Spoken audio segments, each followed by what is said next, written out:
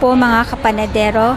Kasama po natin ngayon si Chef Warly ng Proud Panadero para magbigay ng payo sa mga kapwa bakers natin sa industriya. Magandang hapon po, Chef Warly.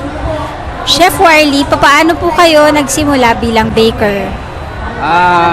Una po sa lahat, magandang hapon din po sa inyong lahat. Nag-umpisa pa ko na bilang baker noong year 1990 sa bakery po ng tita ko dito sa Malabon, Metro Manila. Bale, mag 6 years po akong naging baker. So, after ng 6 years, ay nagpatayo po ako ng sarili kong bakery kasama ang ating butihing asawa. Kaya nung nag-umpisa po ako sa bakery sa Tarlac, ay hinanap ko po ang yeast na ito. Kasi po, yung mga unang ginagamit kong yeast ay hindi po maganda ang tinapay. Kaya simula po noon ay pasalamat ako dahil nakilala ko po ang mga agent ng Adsia Eurobakers. Kaya nakita ko na ito pala yung promote nila, kaya laking saya ko po noong nakita ko na matagal ko na pong hinahanap.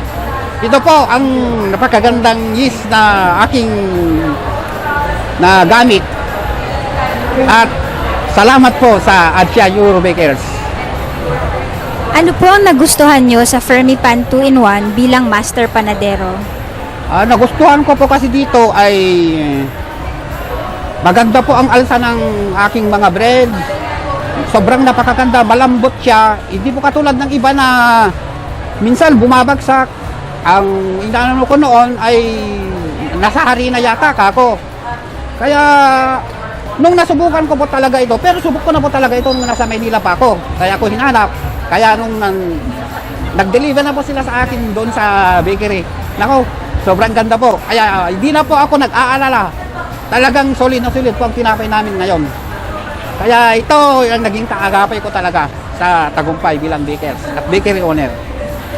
Ano naman po ang mapapayo nyo sa mga kapwa baker at sa mga gustong magtayo ng bakery? May papayo ko lamang po sa aking mga kapwa bakers. Kasi po, ako dating naging baker din. Magsumikap po tayo. Sipag at tiyaga lang po talaga. At saka, sa mga baker owners o kaya yung mga magbabalak po na magpatayo ng sariling panaderya, may papayo ko rin po sa iyo, ang the best talaga is hanapin po ang magandang brand ng yeast. Ito po siya. Ito, Fermipan.